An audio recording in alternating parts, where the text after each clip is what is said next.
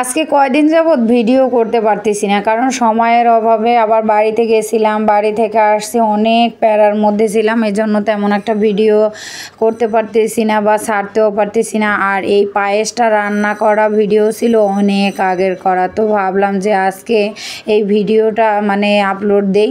তো পায়েস কিন্তু অনেকেই এইভাবে রান্না করেন, আর অন্য আরও এক প্রসেসিংয়েও আছে, সেভাবেও ভালোই লাগে। আমি কিন্তু সব সময় আগে দুধ দিয়া তারপরে আগে চালটারে একেবারে ফুটাইয়ে নেই, খুব সুন্দর করে ফুটাই নিয়ে তারপরে আবার চিনি বাদাম সমস্ত কিছু দিয়া টিয়া একেবারে একেবারে হইয়া আসে, তখন কিন্তু আমি এগুলো দিয়া আবার কিছুটা সময় নাড়াচাড়া কইরা তারপরে নামাইয়ে নেই। তো বাচ্চাদের কিন্তু পায়েস অনেক পছন্দ। আসসালামু আলাইকুম, বিসমিল্লাহির রহমানির রহিম। আশা করি আমার এই ভিডিওটা যে যেখান থেকেই দেখতেছেন আল্লাহর রহমতে ভালোই আছেন, আর মইও আলহামদুলিল্লাহ ভালো আছি। বাদামটা বাজার সময় এককালে একটু কয়েকটা পুড়ে গেছিলে, তো ভাবছিলাম কি যে পোড়াগুলো ফালাই দিই।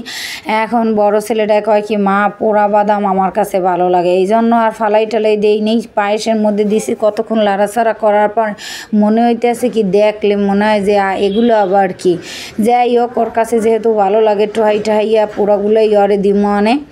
আর এদিকে বাদাম যদি বেশি পরিমাণে পায়েসে না হয় তাহলে কিন্তু আসলেই ভালো লাগে না। আমি আবার অনেক সময় দেখা যায় ঘরে যদি নারিকেল থাকে তো বাদাম কিশমিশ তো এগুলো তো দেই, তার পাশাপাশি আবার একটু নারিকেলও দেই, কারণ আমার কাছে ভালো লাগে নারিকেলটা মুখের মধ্যে পড়লে তারপরে ভালো লাগে। যাই হোক, আজকের এই পায়েসটা রান্না করা কিন্তু অনেক দিন আগের, তার ভিতরে আরও কয়েকদিন রান্না করছি কিন্তু ভিডিও করা হয় নাই। তো আজকে ভাবলাম কি যে অন্য ভিডিও যেহেতু নাই তো পায়েসের ভিডিওটা ছাইড়া দেই।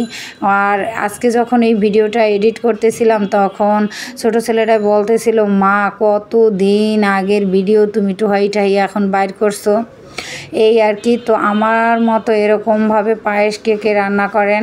আর অন্য আর একটা প্রসেসিং হয়েছে কি যে দুধ দিয়া তারপরে চালটা একেবারে ফুটাইয়ে নিয়ে, আমি বেশিরভাগ সময় এরকমই রান্না করি, এজন্য আমার এই প্রসেসিংটাই ভালো লাগে। আমার কাছে মনে হয় এইভাবে সহজ হয়।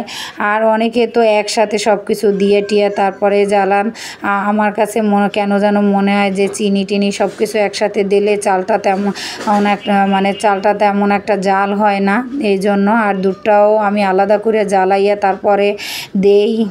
তারপরও অনেক সময় দেখা যায় অনেকটা পরিমাণে জ্বালাইয়ে তারপর ঘন কইরা নেই। আমার আমি এরকম রাঁধতেই বেশি একটা পছন্দ করি। আবার অনেক সময় দেখা যায় আমার মা অন্য আর এক রকম রান্না করে, কিন্তু আমার মায়ের রান্নাটাও আমার কাছে অনেক ভালো লাগে। আল্লাহ হাফেজ, আসসালামু আলাইকুম।